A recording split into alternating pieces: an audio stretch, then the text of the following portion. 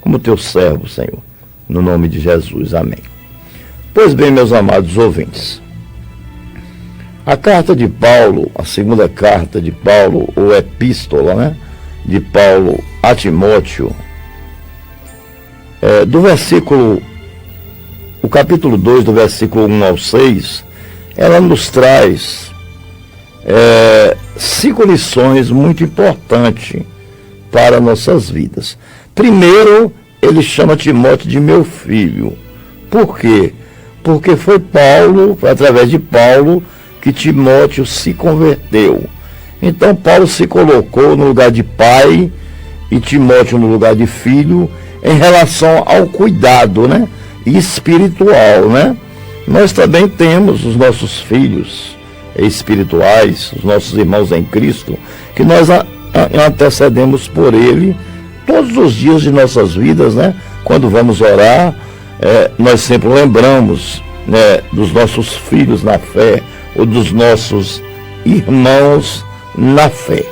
Então, ele chama Timóteo de meu filho, e pede Timóteo para que ele se fortifique, né, se fortaleça na graça que está em Cristo. Ou seja, não existe outra forma de nós alcançarmos a nossa salvação, a nossa coroa, né, de entrarmos no reino de Deus, se nós não nos fortificarmos na graça, que é o dom gratuito de Deus, né, que nós não merecíamos, mas que ele, Jesus Cristo, pela sua misericórdia, morreu por nós ainda quando éramos pecadores. Então, o apóstolo Paulo, na sua sabedoria espiritual recebida do próprio Cristo, ele faz essa recomendação ao seu filho, a Timóteo, que ele chama de meu filho,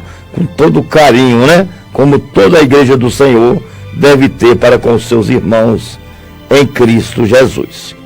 O versículo de número 2 nos traz uma segunda lição, que é a lição de testemunha, e que de minha parte ouviste através de muitas testemunhas. Isso mesmo, transmite. Agora, transmita a homens fiéis, a homens idôneos, a homens íntegros, a homens que são instruídos, ou seja, que têm a sabedoria da palavra de Deus, que tem o entendimento da ciência, que é a palavra de Deus. A palavra de Deus é o próprio Cristo, porque a palavra de Deus é o Verbo, e o Verbo, ele se fez carne, habitou entre nós, o Cristo se transformou em palavra.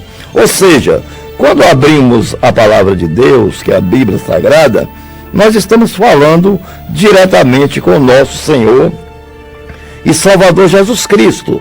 E nós pregamos, mas nós temos que estar consagrados a Deus em todos os aspectos, tanto no espiritual como no teológico, né? Nós devemos ter algum estudo, nós devemos ler, nós devemos estudar para aprendermos com o Espírito Santo a interpretarmos a palavra de Deus, porque Deus, ele não faz só em nossa vida, nós temos que fazer a nossa parte.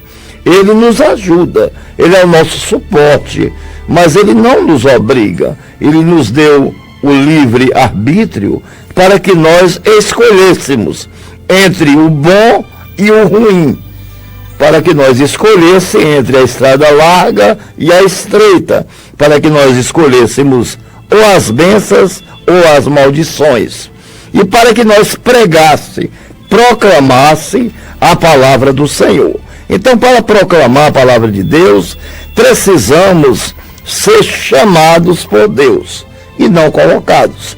Porque geralmente, quando a pessoa é colocada, você nota logo que ela não tem um entendimento profundo da palavra, e quando ela prega não faz efeito às pessoas que estão ouvindo.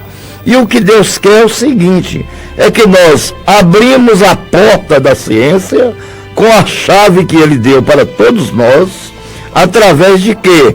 De lermos, interpretarmos e obedecer essa palavra e nos consagrar cada dia mais diante do Espírito Santo que está dentro de nós, né? E que nós estamos nele, ele está em nós. E ele se agrada quando nós fazemos a sua vontade. Como? Obedecendo a sua palavra.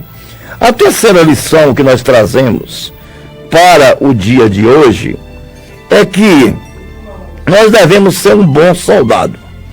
Participa dos meus sofrimentos como bom soldado de Jesus Cristo.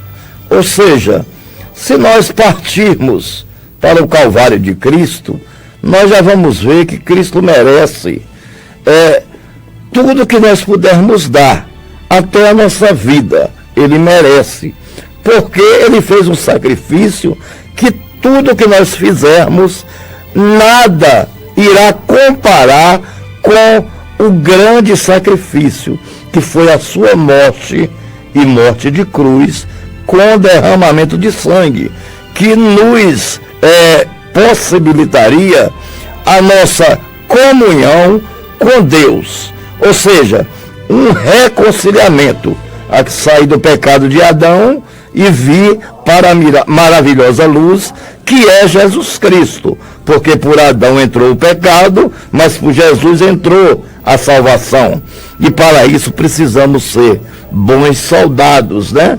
O soldado obediente.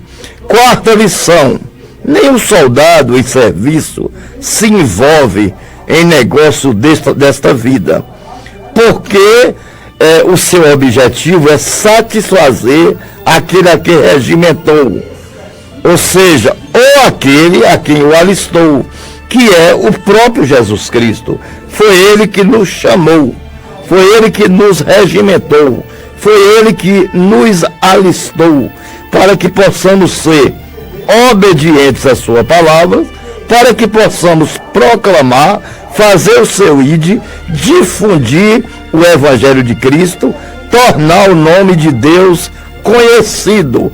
Essa é a nossa obrigação diante de Deus, né? Isso é uma obrigação nossa diante de Deus, porque nós somos sacerdotes. Não importa se você é pastor, presbítero, na realidade, no final, todo mundo é servo de Deus e todos nós fomos convidados a ir, ou seja, está no imperativo. O versículo 5 nos traz a quarta lição, que é: igualmente o atleta não é coroado, senão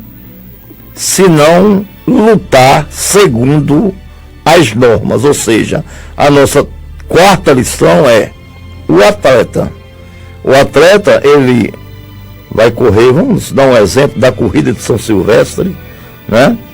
Aquele que chegar primeiro, ele recebe o seu troféu. Por quê? Porque ele se preparou, né?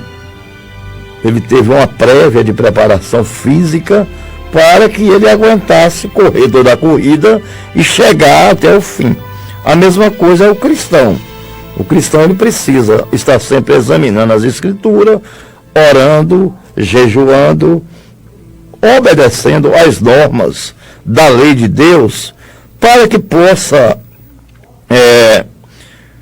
ter paciência de esperar a vinda do nosso Senhor e Salvador Jesus Cristo, né? Então, o que é que nós temos que ser? Nós temos que ter uma coisa chamada paciência. Tem muita gente que não tem paciência de ficar nem na fila da casa lotérica, né? Imagina esperar pela vinda do Senhor. E tem muita gente que não acredita, mas eu creio que depois dessa breve palavra, você irá acreditar, porque o Senhor com certeza ele virá. A Bíblia, ela é um livro sagrado, é um livro imaculado, e ele tem poder para salvar, libertar.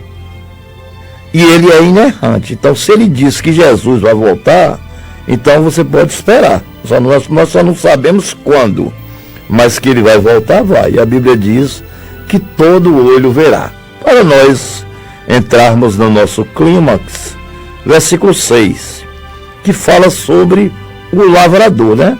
O lavrador que trabalha deve ser o primeiro a receber ou a participar dos frutos, né? Então, o lavrador, ele pega uma enxada, né? E ele limpa toda aquela área onde ele vai plantar, e ali ele derrama o seu suor, né?